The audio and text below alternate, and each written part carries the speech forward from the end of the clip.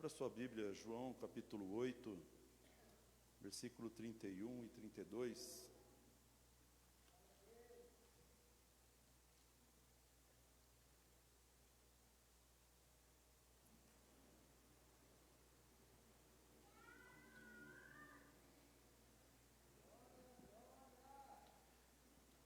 João 8, 31 e 32 diz assim a palavra: Então disse Jesus aos judeus que haviam crido nele: Se permanecerdes na minha palavra, verdadeiramente sereis meus discípulos, e conhecereis a verdade, e a verdade vos libertará. Amém?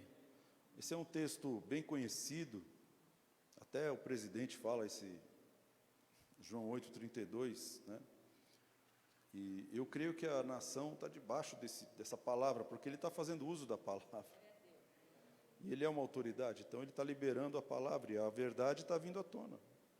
Porque ele está declarando essa palavra, que nós vamos conhecer a verdade, né? Agora, uma coisa importante, né, dessa situação, é que a verdade não é um conhecimento, a verdade é uma pessoa. Então, literalmente, ele está falando, vocês vão conhecer Jesus.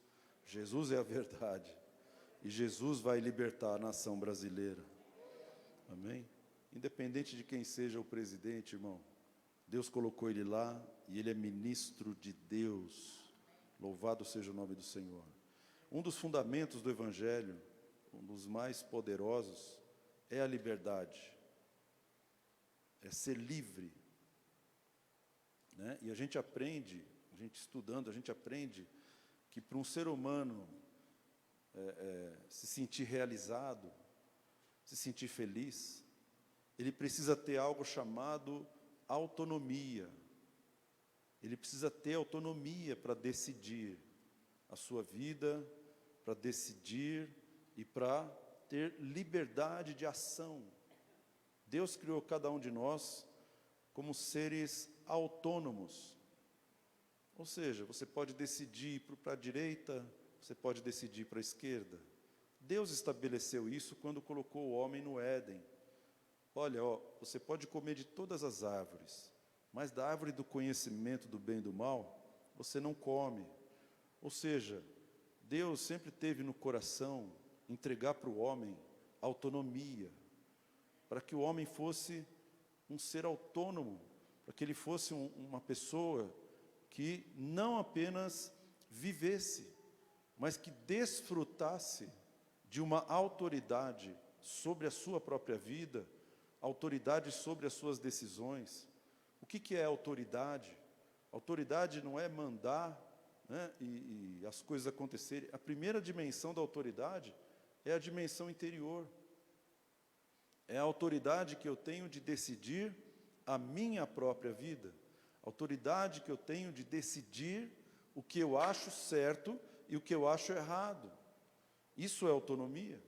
Eu tenho valores, eu tenho princípios, eu tenho a minha educação, eu tenho as coisas que passaram para mim desde que eu era criança, o que pode, o que não pode, noções de certo ou de errado. Deus entrega para o povo a lei no Sinai. Ele está dando noções de certo ou de errado. Ele está falando, olha, você pode fazer isso, você não pode fazer aquilo, você vai fazer isso dessa maneira você não faz. E ele entrega para o povo autonomia, leva o povo para o monte e fala assim, se você atentamente ouvires a minha voz, e tendo cuidado de guardar todos os mandamentos, aí você vai ter bênção. Mas se você ouvir, você não guardar os meus mandamentos, as maldições vão vir sobre ti. O que Deus está entregando para o povo? Ele não está entregando uma lei, Ele está entregando autonomia, Ele está entregando liberdade, Ele está entregando na mão do povo, né, a condição de decidir a sua própria vida, de decidir para que lado você quer andar, o que você quer ser amanhã, que Deus você quer seguir. Você quer idolatrar algum Deus? Você quer seguir a Mamon? Você quer seguir a Deus? Você quer servir a Jesus? Você quer ser um ministro do Evangelho? Você quer ser um advogado? Então, Deus, Ele sempre teve autonomia para o homem, porque ele não ia criar um homem como um robô, como um fantoche, como uma marionete, onde o homem não tem a condição de decidir por si mesmo a sua vida. Nem os anjos foram criados assim. Nem os anjos. Deus criou os anjos e deu autonomia para os anjos. Por isso teve um que se rebelou e levou 1/3 dos anjos para longe de Deus. Eles caíram, né? 1/3 dos anjos caíram do céu, foram lançados na terra. Então, autonomia, independência, livre-arbítrio. Deus veio e falou assim: olha, se o Filho vos libertar, verdadeiramente sereis livres. Então a liberdade tem a ver com essa autonomia, com a possibilidade que você tem de escolher, a possibilidade que você tem de arcar com as suas escolhas, de fazer com que as suas escolhas sejam suas, não sejam de um terceiro, não sejam de um quarto, de um quinto. Não, eu estou escolhendo isso porque Deus... Não, você tem autonomia, você tem liberdade. Você tem liberdade. É lógico que esse texto fala, e conhecereis a verdade, e a verdade vos libertará. Ele está falando, olha, se você permanecer na minha palavra, você será meu discípulo.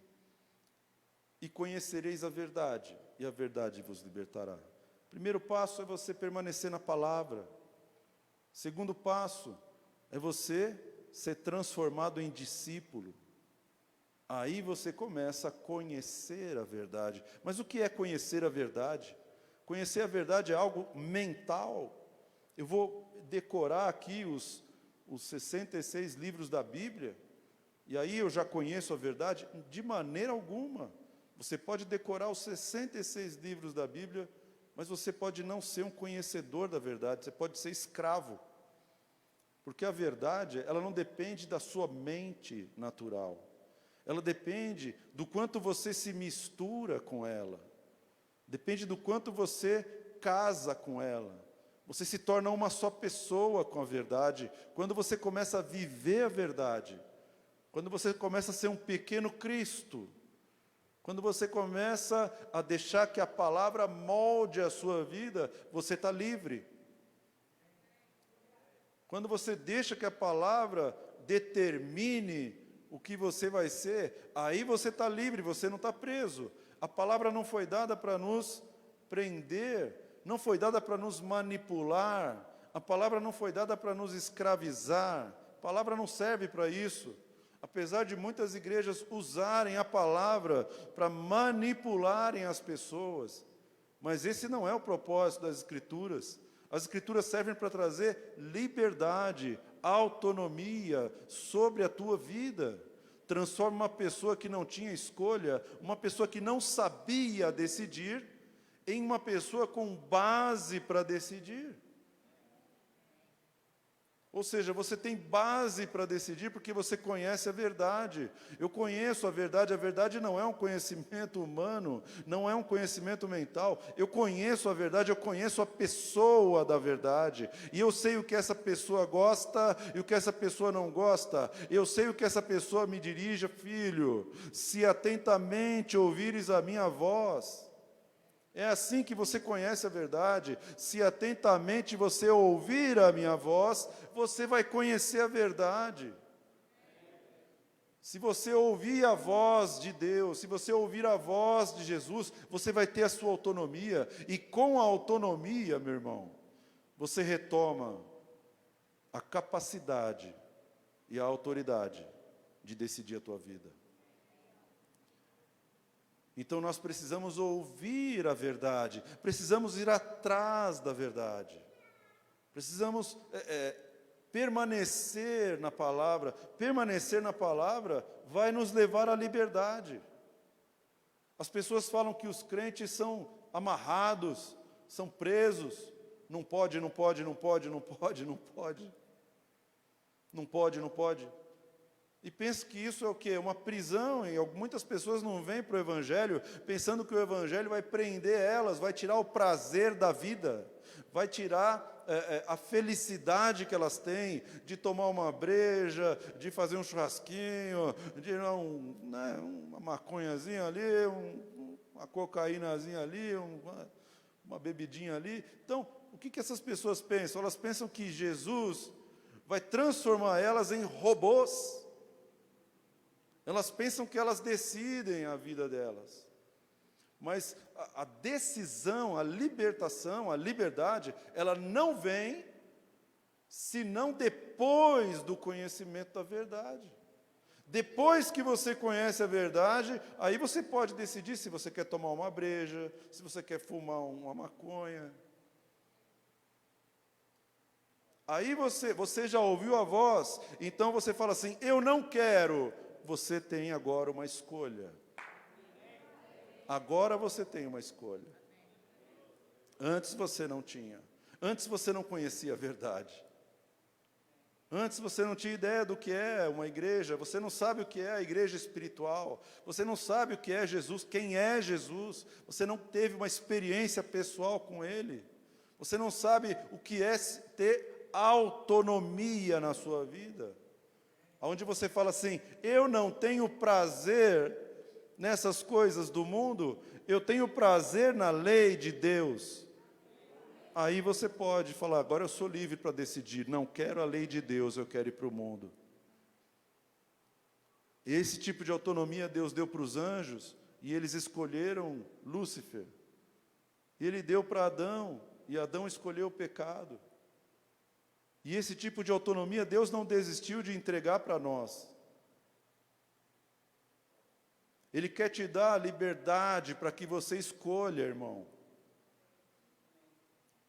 Você quer ir para o céu ou você quer ir para o inferno? Ele quer que você escolha. Mateus capítulo 7, esforçai-vos por entrar pela porta estreita, porque larga é a porta, né, e espaçoso é o caminho que conduz à perdição, e são muitos que escolhem esse caminho, mas apertado é o caminho, estreita é a porta que leva à vida eterna, e são poucos.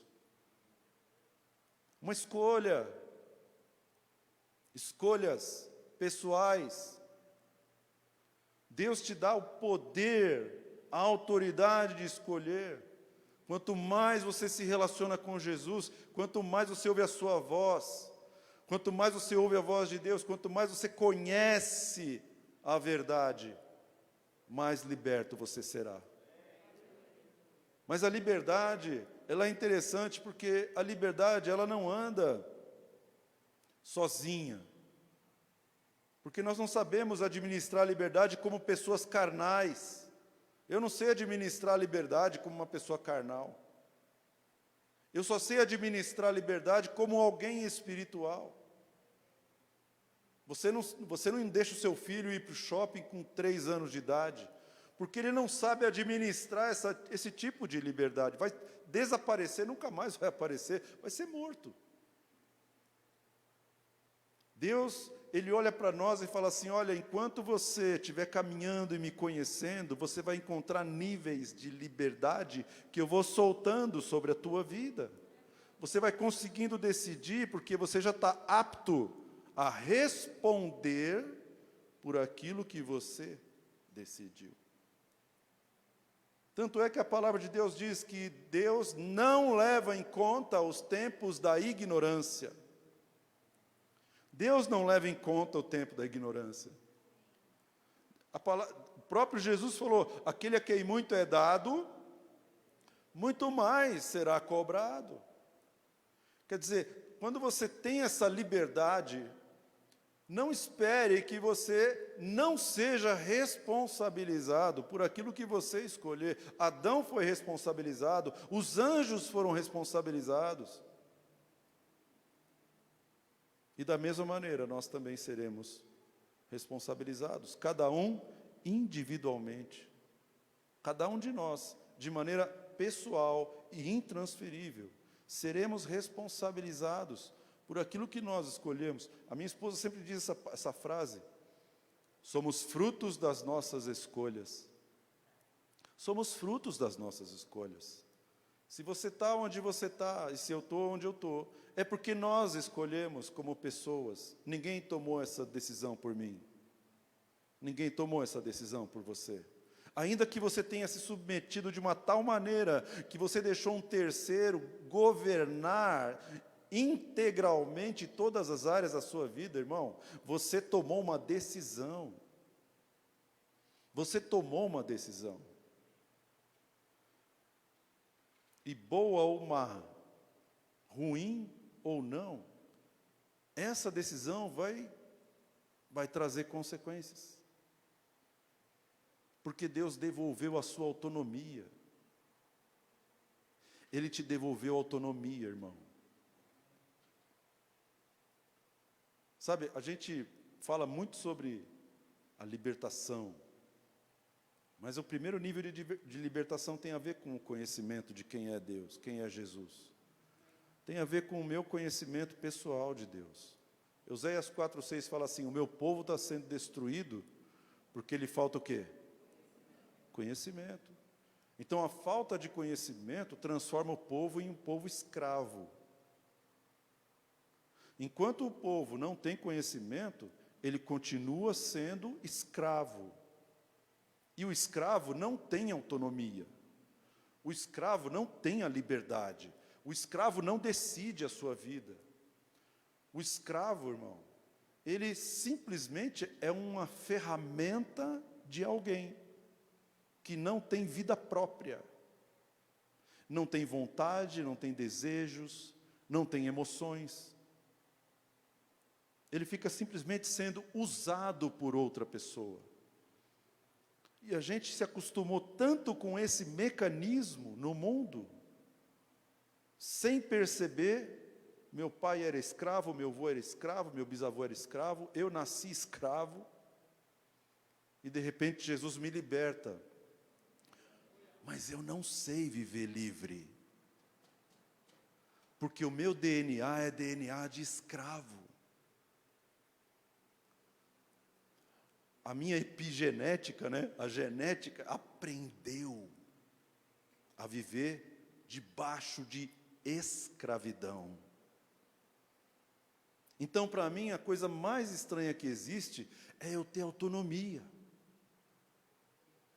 Tem que romper, é um dos milagres mais fortes do Senhor na nossa vida. Romper essa cultura, essa genética de escravos. E começar a fazer com que cada um de nós governe em vida através de Jesus. Um governador decide, irmão. O que o governador faz? O que um rei faz? Ele decide. Ele tem que decidir. Você que é gerente, líder, eu nunca fui, irmão. Eu sempre obedeci os outros. Mas quem era gerente, diretor, presidente de empresa, sabe o que esses caras fazem o dia inteiro? Decidem. Eles não estão fazendo as coisas que a gente faz, por quê? Porque eles têm que decidir. E a Bíblia fala assim: se você me ouvir, e se você me obedecer, você estará em cima, e não embaixo. Por quê? Porque você vai decidir. Você vai decidir.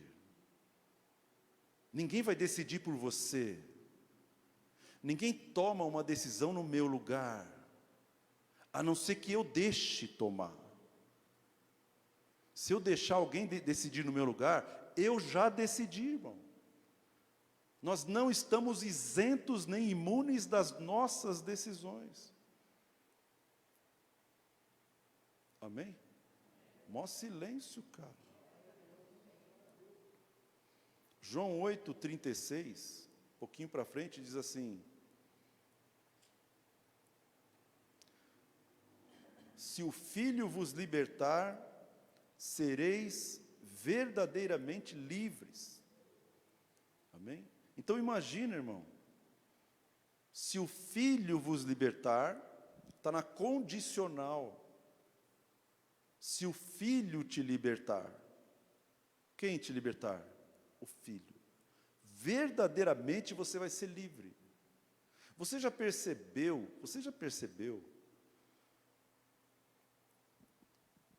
que às vezes parece que a palavra é a primeira vez que você lê?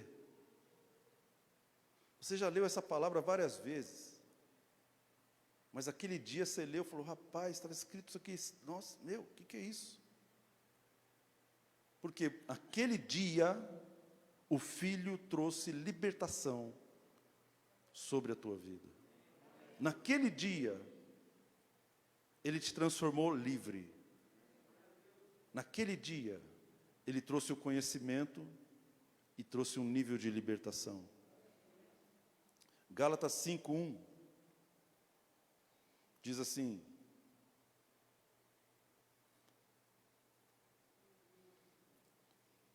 me perdoa aí, irmão, que eu dou aula.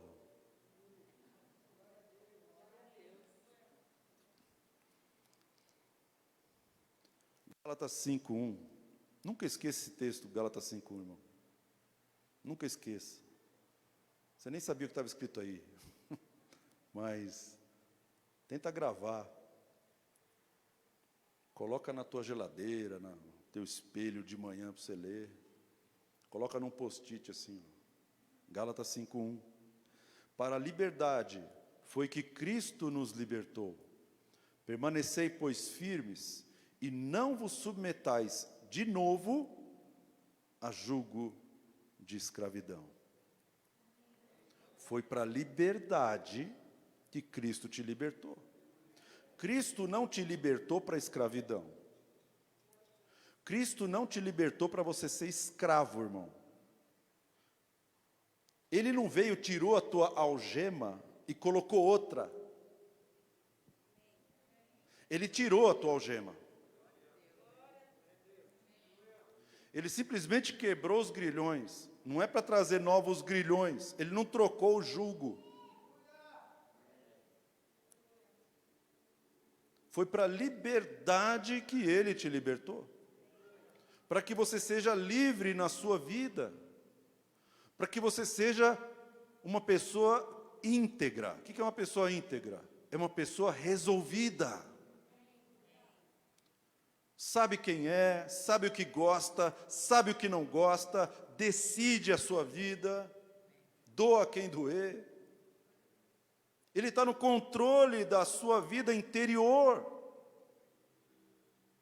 Não permite que ninguém entre na sua cabeça para trazer jugo de escravidão.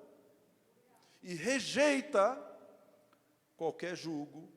Por isso ele está falando. Não se prenda novamente. Não se prenda novamente. O que te escraviza hoje? Se Jesus te libertou lá atrás, por que aqui na frente você está preso?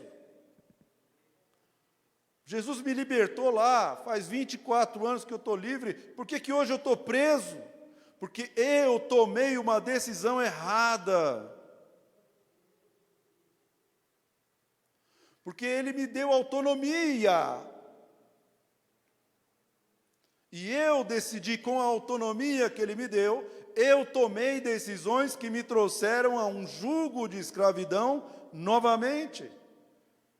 O que Ele está dizendo aqui é bem simples. Cristo já te libertou. A obra redentora já foi feita. Ela não vai ser feita, ela já foi feita. Ele já quebrou o grilhão, já quebrou a gema, já quebrou tudo, irmão. Então você passa pela obra redentora do Cordeiro e você é livre de toda a amarração do diabo, de toda a amarração desse mundo, e você começa a desfrutar de uma vida no Espírito. Você já foi livre e você pensa que a tua vida agora é essa. De você experimentar essa fase. Não, você precisa entender que você tem autonomia daqui para frente.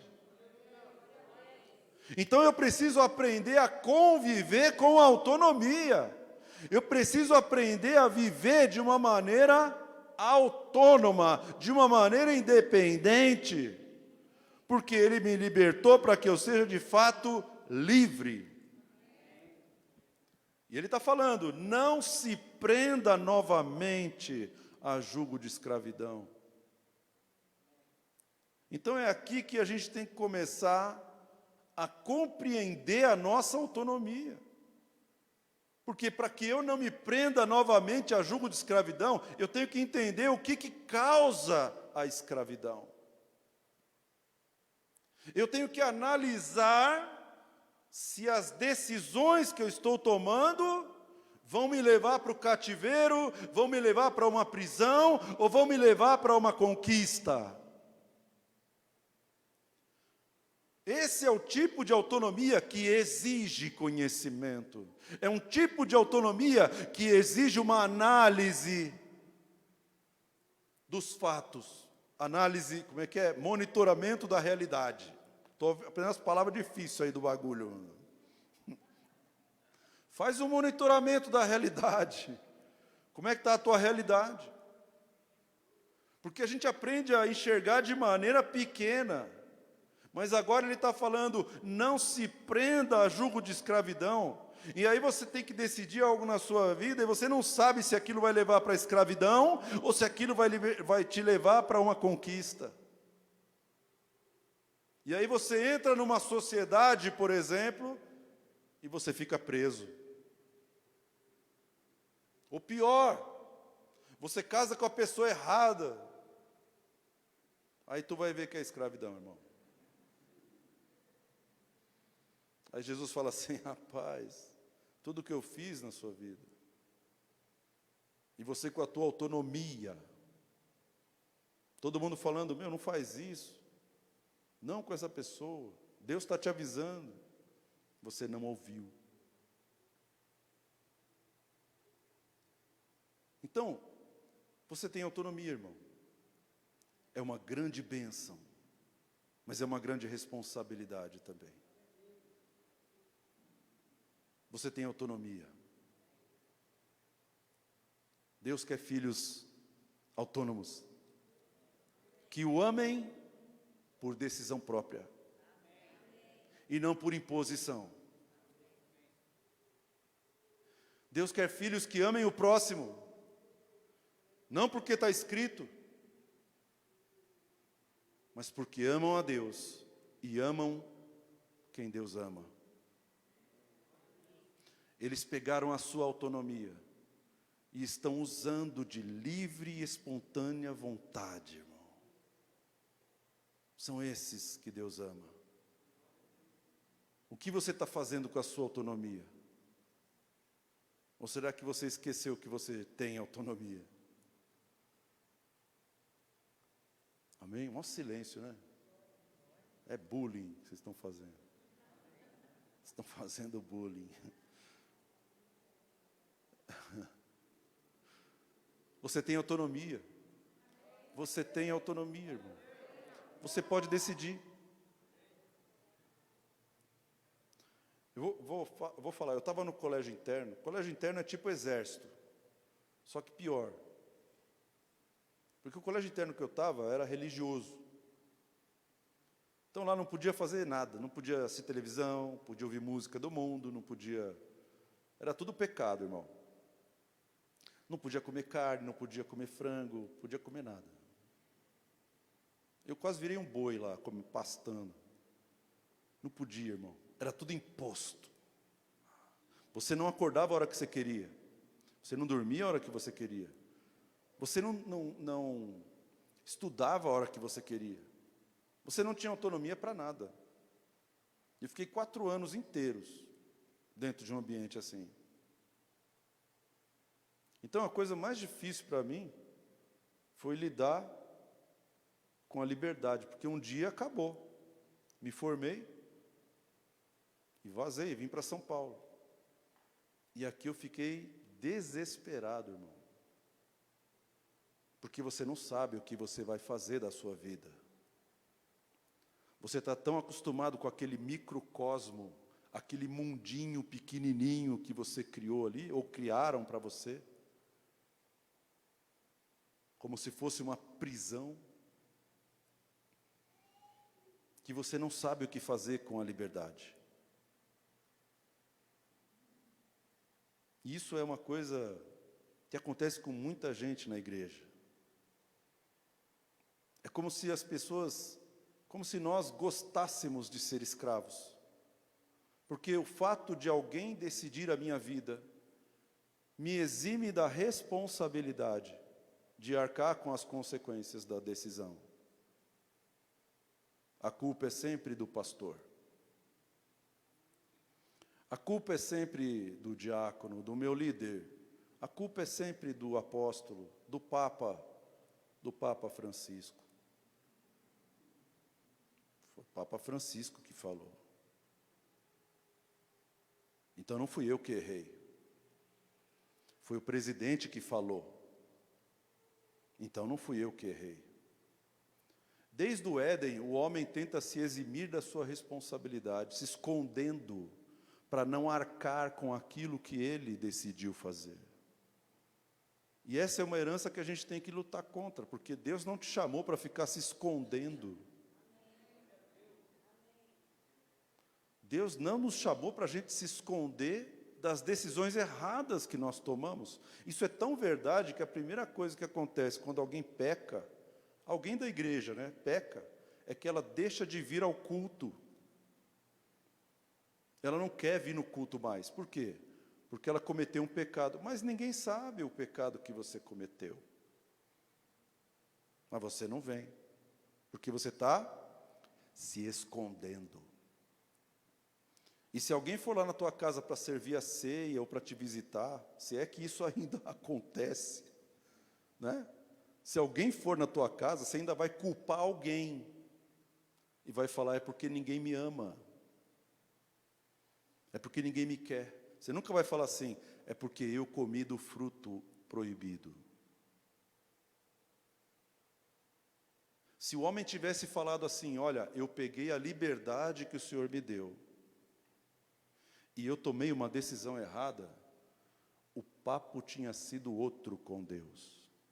Porque Deus pensa da seguinte maneira, se você confessar os vossos pecados, se você confessar os pecados, se você falar, Senhor, na minha autonomia, eu tomei decisões erradas para servir os prazeres da minha carne, e eu transgredi mandamentos, transgredi valores, se você fizer isso, Ele te perdoa. Mas por que Adão não fez isso, irmão? Você está com essa cara de cansado. Deus é bom? 1 Tessalonicenses, capítulo 5.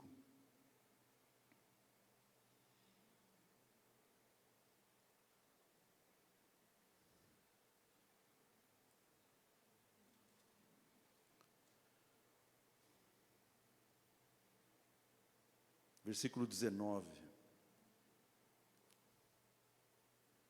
1 Tessalonicenses 5, 19. Diz assim, não apagueis o Espírito, ou não extingais o Espírito. Versículo 20, não desprezeis as profecias, julgai todas as coisas, retende o que é bom. E 22, abstende-vos de toda forma de mal, toda espécie de mal. O que a palavra está dizendo? Agora que você tem autonomia, você tem a liberdade dada por Deus de apagar o Espírito. Você pode apagar o Espírito, ou você pode alimentar o Espírito.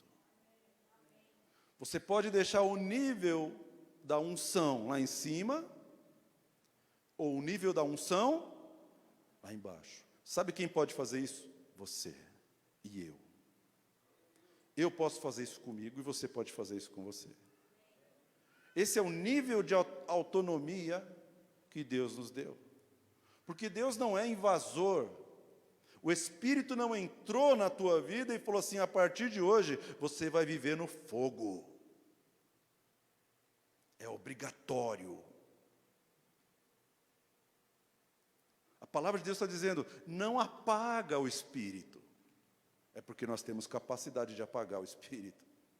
Só que nós sabemos que o Espírito é Deus. Porque Deus não obriga ninguém a fazer nada. E como que eu posso apagar Deus da minha vida? Se eu decidir, com a minha autonomia, que eu não quero mais. Se eu decidir com a minha autonomia que eu não quero mais isso aqui, ó. Não quero mais saber da palavra. Eu não quero mais saber de adorar a Deus. E eu não quero mais orar. Então o fogo vai se apagando naturalmente. Ele vai diminuindo, diminuindo. E Paulo está falando, não apaga o Espírito. Usa a sua autonomia de maneira sábia. Depois ele fala, não despreze a profecia. E aí você tem uma revelação tão forte aqui, irmão. Diga assim, a profecia não é absoluta. Ele está falando, você não pode desprezar a profecia. Porque a palavra de Deus diz, creia nos seus profetas e prosperareis. Você pode usar a sua autonomia para desprezar, para lançar fora palavras. Olha, Deus me lançou palavras sobre a minha vida, mas eu não quero. Eu nem lembro mais o que foi pregado no verão passado.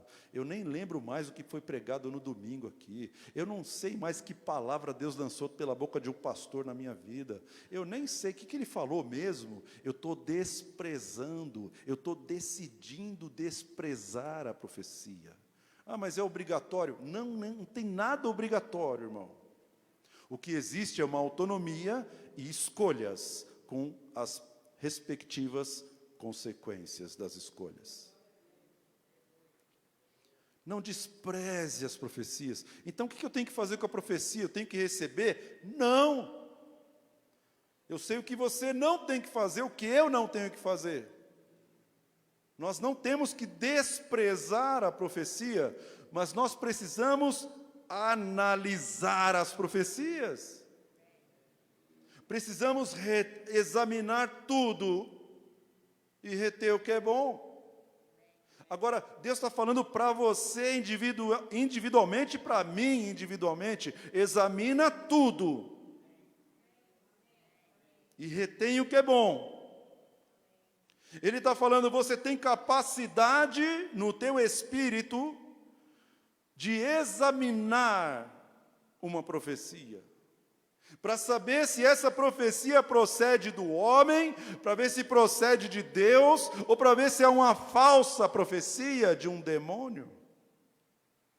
Examina. O que é examinar? Examinar é isso aqui, irmão.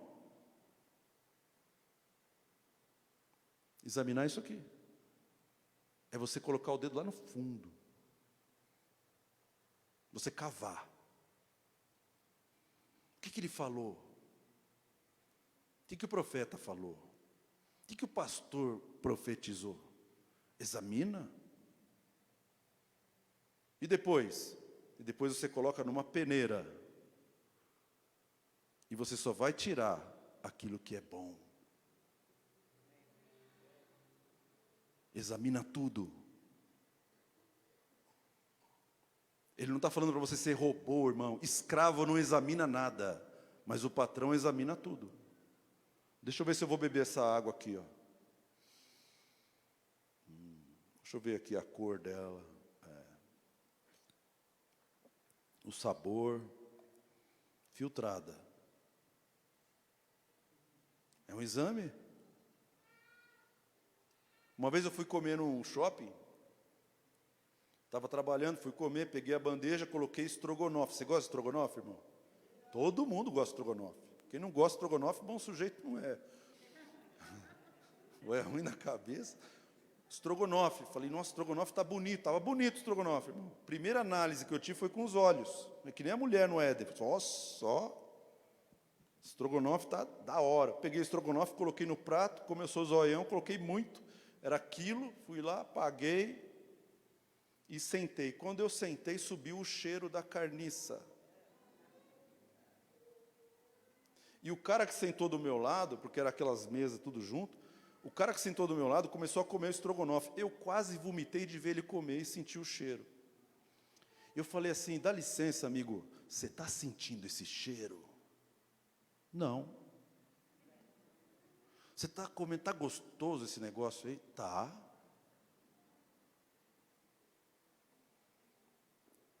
E eu sentindo aquele cheiro subindo do meu prato de carniça, eu levantei, coloquei, perdi a fome, coloquei a bandeja lá, pedi perdão, fui embora. Falei, Senhor, o que está acontecendo? Deus falou assim, ó, carne consagrada a demônios. Porque demônio fede, irmão. Mas se eu não tivesse o cheiro espiritual, eu tinha comido o estrogonofe que o diabo preparou. Tinha comido o demônio. Examinai tudo. E aí você vai saber o que você vai comer e o que você não vai comer. Se a Bíblia fala que o Senhor é o meu pastor, o Senhor é meu pastor, amém? Nada me faltará. Eu tenho que compreender que o pastor alimenta as suas ovelhas. E as ovelhas, elas sentem o cheiro do pasto.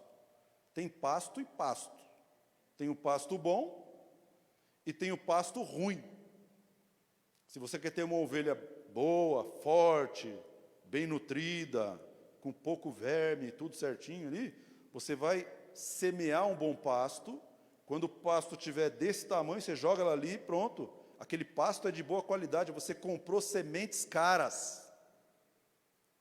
Você pagou caro por aquele pasto. O Senhor é meu pastor, vou comer bom pasto. Deitar-me faz em pastos verdejantes. Por quê? Porque são sementes boas. Mas a Bíblia fala que o inimigo também semeia. Então, como nós estamos num mundo onde jaz no maligno, cada coisa que o Renato falar lá na frente, eu tenho que examinar. Eu tenho que reter o que é pasto de Deus e o que é semente do inimigo. Cada ensino que o Renato trouxer, eu preciso filtrar. Eu preciso conferir na palavra. Examinai tudo. Retém o que é bom. Esse é o nível de autonomia que Deus te deu. Deus te deu um nível de autonomia para que você saiba o que é pasto e o que é erva daninha. Meu cachorro, eu levo ele para passear. Na realidade, eu sou servo do meu cachorro. Porque ele não faz nada em casa, ele só fica me olhando com aquela cara de acusação assim. Ele fica me encarando, irmão. E para eu não ficar com medo de me pular lá de cima, vamos embora. Aí toda hora eu estou levando ele lá. De repente ele passa mal. Aí eu começo a ver que o cachorro, irmão, o que cachorro come? Ração, resto de comida, arroz, essas coisas. Tudo que você dá para ele, come. Mas não é assim. O cachorro tem um faro apurado 40 vezes maior do que o do homem. De repente eu estou com o meu cachorro lá, e ele começou a ir num matinho lá, e começava a cheirar o mato. Eu falei, está cheirando o mato, deve ter um cachorro que fez xixi ali. Não é. Aí ele achou um tipo de mato e começou a comer. Por quê? Porque ele estava com dor de barriga. Ele estava examinando tudo. E quando ele achou aquele tipo de mato, ele comeu o mato para dar um alívio no que ele estava sentindo. Quem foi que ensinou? O cachorro. Que tipo de mato podia aliviar o mal-estar que ele estava sentindo? A Bíblia está falando assim, ó, examina tudo, pega o que você acha bom, pega o que você acha bom e descarta o que você acha ruim. que é reter? Reter o que é bom. É não deixar ir embora. E aí eu vou te dar um segredo, irmão. Não deixar ir embora uma palavra é você anotar a palavra, é você meditar na palavra, é você pensar na palavra antes de dormir, a palavra que você ouve no culto, antes de dormir você continua pensando naquela palavra, de manhã você continua pensando na palavra, na hora do almoço você continua pensando na palavra, chama-se meditação. E aí você começa a reter aquela palavra, por quê? Porque você achou algo bom, você achou uma palavra rema, você achou uma palavra que não volta vazia, você sabe que aquela palavra veio de Deus, então você começa a reter a palavra, e aí, se permanecerdes na minha palavra, verdadeiramente sereis meus discípulos, e conhecereis a verdade, e a verdade vos libertará. Deus te deu autonomia, irmão. Deus te deu autonomia para você julgar o que é certo daquilo que é errado. Deus te deu autonomia para você julgar a palavra que eu estou ensinando hoje, da palavra que eu estou ensinando hoje. Deus te deu autonomia. Então, cada vez que você sentar e fala assim, Senhor, fala comigo, Deus vai falar com você. Então examina tudo que sair da minha boca e veja aquilo que Deus falou com você. E aquilo que Deus não falou com você, joga fora. Joga fora, irmão. Vai por mim. Retenha o que é bom.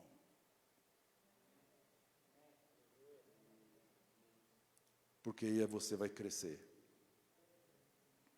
A gente não cresce, irmão, se a gente não comer.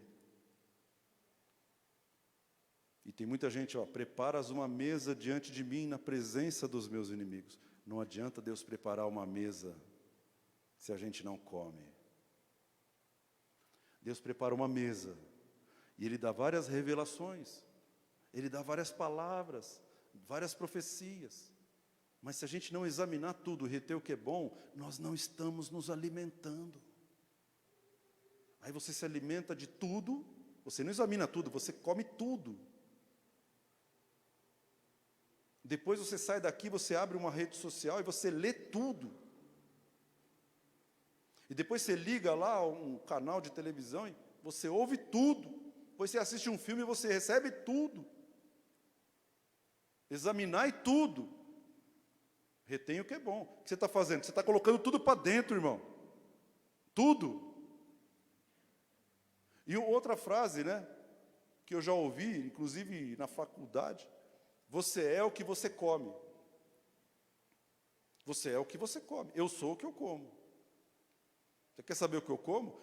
Esses dias a gente fez um exame lá, E aí, o médico estava lá, só atende pela telinha agora, Aí, o médico chegou assim, pelo teu exame aqui, tua memória está ruim. Aqui, a tua barriga está criando uma gordura aí, cuidado. O teu coração, eu falei, você nem precisa perguntar nada para mim, você já sabe tudo. Você é o que você come. O médico sabia exatamente o que eu comia, pelo meu exame de sangue. Então, nós somos o que nós comemos. E aí eu ouvi uma frase, que eu lembrei da palavra na hora. Um cientista falou assim, um DNA, um único DNA, um único código genético, uma única assinatura genética sua produziu o seu fígado, e esse mesmo DNA produziu o seu coração. E esse mesmo DNA produziu o seu cérebro, que é uma coisa complicadíssima. Ninguém conhece o cérebro até hoje, irmão. Esse único DNA te deu o seu cabelo, fez o seu corpo, fez o teu osso, fez também os teus nervos. Esse único DNA colocou vários órgãos diferentes no teu corpo. Esse único código genético. Então, se você examinar tudo e usar a tua autonomia para que você seja uma pessoa alimentada pela palavra que sai da boca de Deus, você vai ficar impressionado o que o código genético divino pode produzir em cada área da tua vida, irmão. O mesmo código genético pode produzir em você tantas coisas: restauração, cura, fé, milagres, dons, ministérios, unção, poder, profecias, interpretação de línguas. Um único DNA produz tantas coisas. Mas para isso eu tenho que me alimentar corretamente. Eu tenho que compreender que Deus não vai fazer isso por mim. Deus não vai fazer isso por mim. Não é pesado, irmão. É só você meditar na palavra. Mas é uma decisão que ninguém pode impor para nenhum de nós. Amém? É que nem falar com Deus. Você já percebeu que nós falamos com Deus de uma maneira tão sincera, irmão, quando nós estamos no último degrau do poço, do fundo do poço? Aí o meu coração é rasgado. Aí eu falo: Pai, estou mal. E Deus fala: agora eu estou te ouvindo. Enquanto tu estava rezando, eu não estava ouvindo uma palavra que estava saindo da sua boca. Mas agora que você me busca de todo o seu coração, agora que você está usando o seu livre-arbítrio, e não uma imposição religiosa, agora que você está usando a sua autonomia para me buscar, agora que você me vê como uma pessoa, eu estou te ouvindo. Porque uma pessoa ouve, um livro não ouve. Mas a pessoa ouve. Um livro não tem ouvidos, mas a pessoa tem ouvidos. A pessoa tem boca, o livro não tem boca, mas a pessoa tem boca. O livro não tem mão, mas a pessoa tem mãos. O livro não é onipotente, mas a pessoa é.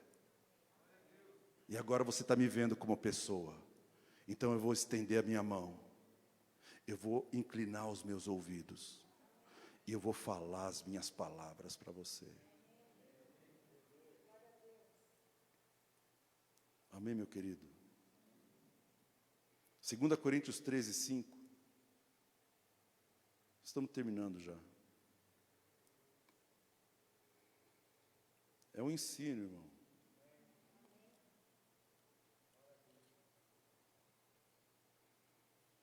O apóstolo pediu para eu pregar, mas não consegui. Ups. Foi mal, hein? 2 Coríntios 13, 5 diz assim: examinai-vos a vós mesmos, se realmente estáis na fé. Provai-vos a vós mesmos. Ou não reconheceis que Jesus Cristo está em vós, se não é que já estáis reprovados? A minha autonomia tem que ser usada para que eu possa me examinar. E é muito importante eu compreender isso, irmão. Eu tenho que me examinar. Não posso pedir para ele me examinar. Posso pedir para ela me examinar. No caso de um médico, o médico pode me examinar porque ele tem conhecimento do meu corpo. Mas no tocante à minha fé, no que tange à minha fé, irmão, eu, e somente eu, posso fazer esse autoexame. Você pode examinar para ver se você está na fé ou não. Você tem capacidade e autonomia para dizer, será que eu estou na fé? Será que o Espírito de Cristo habita em mim? E eu não estou aqui colocando dúvida. Eu estou cutucando você para que você chegue e fale assim: não, não. eu vou voltar para a minha vida de fé. Porque às vezes, irmão, Deus precisa cutucar a gente. Como Paulo escreveu aqui para os Coríntios, fala assim: se examinem e se provem. Provem a vocês mesmos. E como é que é feita essa prova, pastor? Ora, pelas tribulações. Você acha que ele vai te provar no Caribe? Estou na praia lá no Caribe. Deus está aqui, irmão. Jesus está comigo, com certeza. Dá uma olhada aí nesse paisagem. Lógico que Jesus está com você, está no Caribe. Mas ele está falando, isso não é prova, você tem que provar se você passando pelo que você está passando, se vivendo o que você está vivendo, você continua crendo do mesmo jeito que você cria lá atrás. E somente você pode dizer, eu não posso dizer, nenhum homem no planeta pode dizer. Porque se eu disser o que você está na fé, eu estou te julgando. Eu posso julgar os teus atos, mas julgar você, proibido. Não julgais, não julgue para não ser julgado. Posso julgar o que você fez, mas eu não posso julgar você. Só quem pode dizer as suas motivações é você mesmo, irmão. Então o que Deus está falando? Deus está falando, olha, cuidado para você não cair da fé. Cuidado para você não se acomodar. Cuidado para você não apagar o espírito. Cuidado porque a sua autonomia está em xeque.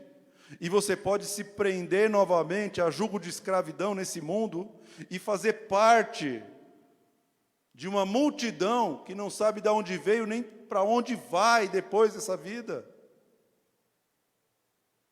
Então se examina na fé.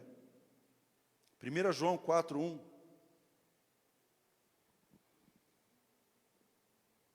Estamos encerrando, irmão. É que eu gosto de ler Bíblia. 1 João é lá na frente. Não é o João aqui de trás, aqui dos evangelhos. 1 João 4:1 diz assim: amados, não deis crédito a qualquer espírito, antes provai os espíritos, se procedem de Deus, porque muitos falsos profetas têm saído pelo mundo afora. Meu querido, grava bem o que eu estou falando. Nós estamos vivendo um momento que você tem aí acesso a muita informação no teu bolso. Você acessa muita informação, eu acesso muita informação. É só entrar em qualquer rede social. E você vai ver profetas, você vai ver pastores, você vai ver mensageiros, filósofos, gurus, você vai ver deuses, você vai ver um monte de falsos cristos, você vai ter um monte de coisa ali, você vai ter muita informação. E a Bíblia está falando, você não pode dar crédito para qualquer espírito, você não pode dar crédito. O que é dar crédito? O que é dar crédito? Dar o cartão de crédito? Toma meu cartão de crédito. É você crer. Ele está falando, não creia em qualquer espírito, não creia em qualquer palavra, não creia em qualquer profecia, não creia, mas faz a prova de quem está falando aquilo. Muitos anos atrás, nós éramos diáconos, e aí estava numa conferência, eu estava mais ou menos ali, e aí um irmão chegou e falou, paz do Senhor, irmão, paz do Senhor. O irmão pegou na minha mão e, ei, xarararararara. Eu falei, eita, agora vai. Ela segurou minha mão, não conseguia soltar. Eu falei, não sei se ele ia me bater. Aí ele falou assim, olha, eu estou vendo casa, estou vendo apartamento, estou vendo helicóptero, estou vendo viagem, estou vendo dinheiro, estou vendo dólar, estou vendo não sei o que na sua mão. Eu falei, amém, eu recebo, solta a minha mão, por favor. E aí eu aprendi com o Josué, né? Porque meu pastor me ensinou. Aprendi a gravar e analisar. Não deis crédito a qualquer espírito. E aí o homem desceu E a minha esposa estava aqui, era diaconisa, ela falou assim, peraí que eu vou arranjar um lugar para o senhor. Quem você pensa que é para arranjar lugar para mim? Sabe quem sou eu? Eu sou presbítero.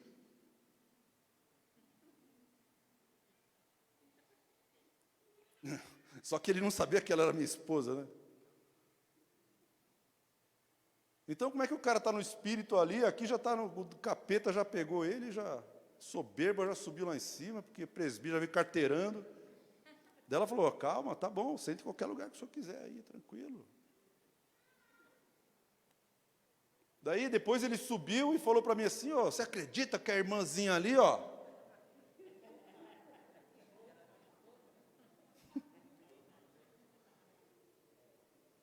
é assim que você prova um espírito, irmão.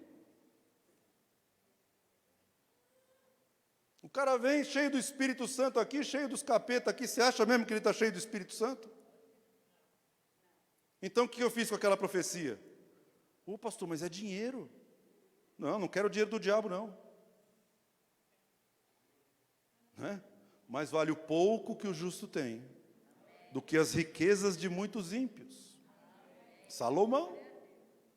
Mas vale o pouco que o justo tem do que as riquezas de muitos ímpios. Eu falei, eu não quero essa palavra, Senhor, me cobre com sangue aqui, não recebo essa ministração. Eu não dou crédito para esse espírito. Por isso Jesus explica, pelos frutos, vocês vão conhecê-lo. Pelo fruto. Você não está vendo fruto? Você está provando o espírito, né? Sabe o que a sunamita falou? Ela falou para o marido assim, bem vejo que esse que passa todo dia aqui na rua é um santo homem de Deus. Mas como que ela conseguiu ter essa percepção de que o Eliseu era um santo homem de Deus? Porque ela oferecia pão para ele, só que ela era rica. Então ela saía na frente da mansão dela com um pedaço de pão. E dava só aquele pedaço de pão e um pouquinho de água para aquele profeta. O que ela estava fazendo? Provando o profeta. Vamos ver se esse cara é interesseiro. Vamos ver se esse cara é espiritual ou ele é ganancioso. E ela fez isso vários dias. Depois de muitos dias, ela foi para o marido e falou assim, olha, eu encontrei um santo homem de Deus na rua. Vamos fazer lá em cima de casa um quartinho, porque eu quero a presença de Deus aqui. E a Bíblia diz que por causa dessa prova, e por causa desse discernimento, ela recebeu palavras proféticas, que mudaram o seu destino, irmão. Ela teve um filho, o filho morreu, ressuscitou. Ela perdeu tudo, depois ela ganhou tudo de volta. Pela boca de Eliseu. Porque ela falou, agora eu posso dar crédito. Porque eu estou vendo um santo homem de Deus. Passou na prova. Você tem autonomia, irmão. Amém? E para terminar, Filipenses 4, 8 e 9, para a gente orar.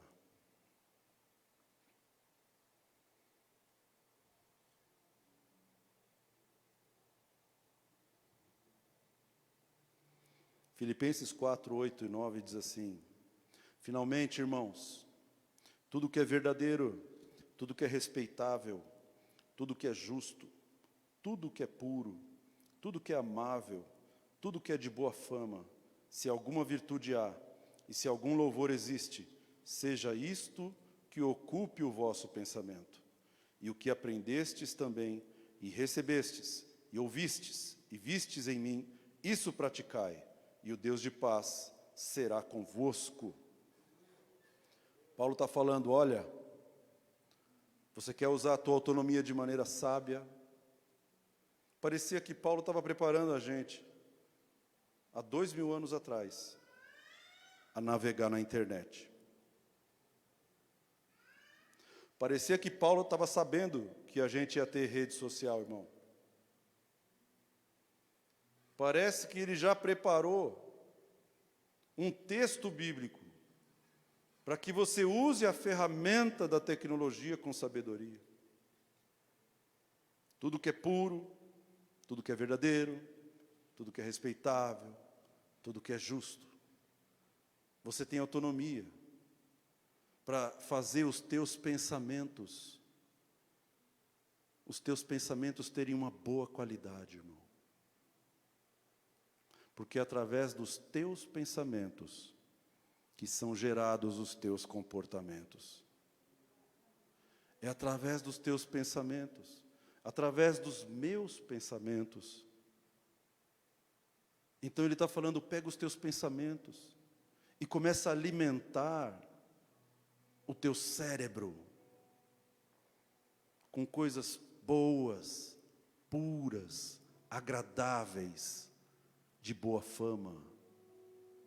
Para de assistir lixo. A minha avó falava assim, meu ouvido não é pinico. Eu falava umas coisas, umas groselhas para minha avó, e ela falava, meu ouvido não é pinico, cala a boca. A minha avó tinha uma sabedoria lascada, irmão. Quando alguém falava alguma besteira, ela saía andando. Eu não vou ouvir isso. Por quê? Porque isso não é bom, isso não é puro, isso não é respeitável. E eu sei que o que está entrando na minha cabeça vai fazer parte do meu DNA. E isso pode me escravizar, ou pode me libertar. Então, meu querido, Cristo te libertou para que você viva uma vida de liberdade. Cristo não te libertou para que você viva em escravidão. Amém? Então fica de pé no seu lugar, vamos orar.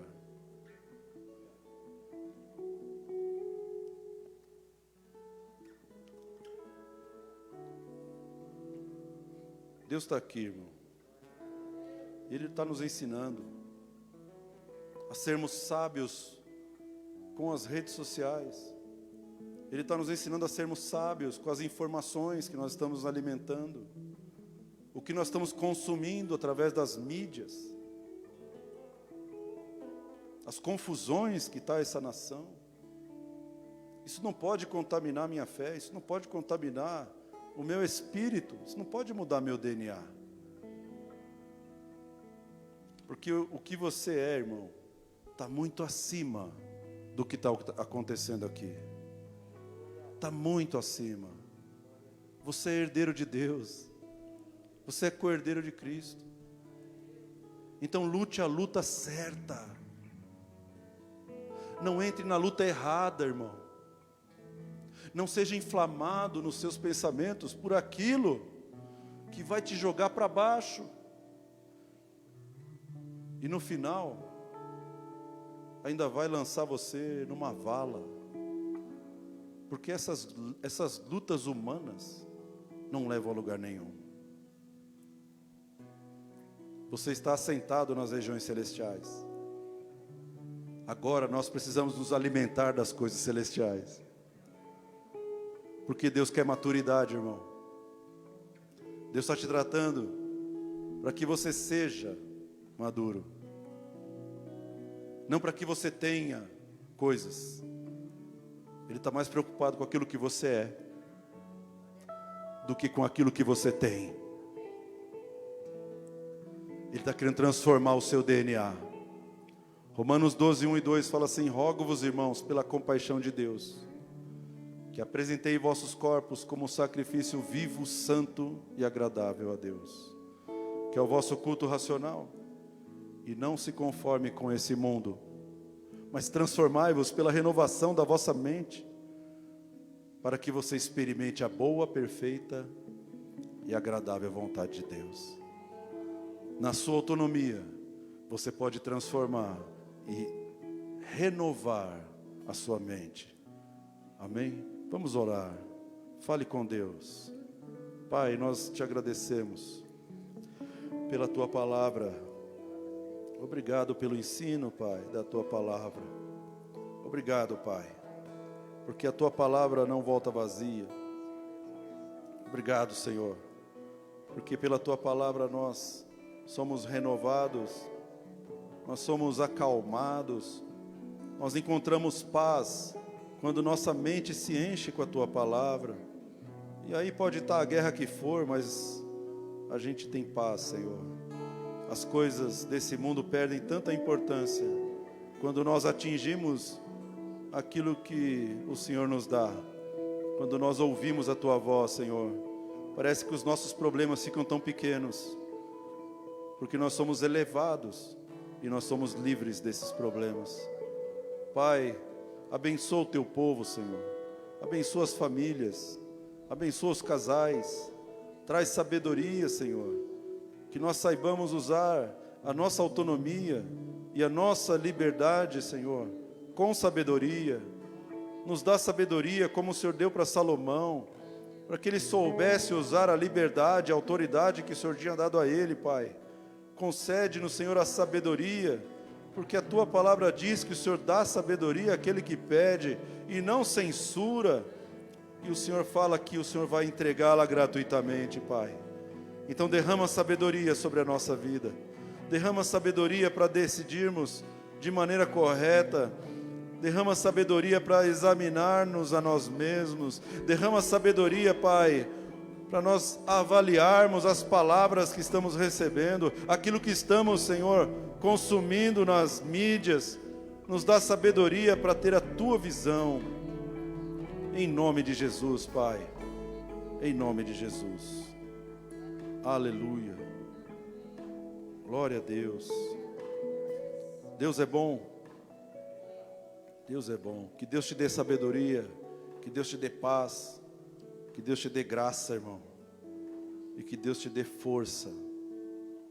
Amém. Que a paz de Deus faça você ter vitória. Porque a vitória de Deus acontece na paz. Não acontece na tribulação. Uma das marcas da vitória de Deus é quando você sente paz. Eu estou em paz, então você já tem a vitória. Eu não estou em paz, você continua em guerra. Amém? Nós vamos orar aqui pelo pastor Sérgio, pastora Cleide. Aniversário de casamento deles. Aleluia. Amém? Uma honra orar por vocês, esse casal aí que é uma referência. Não é verdade? É ou não é, João? Me fala que não.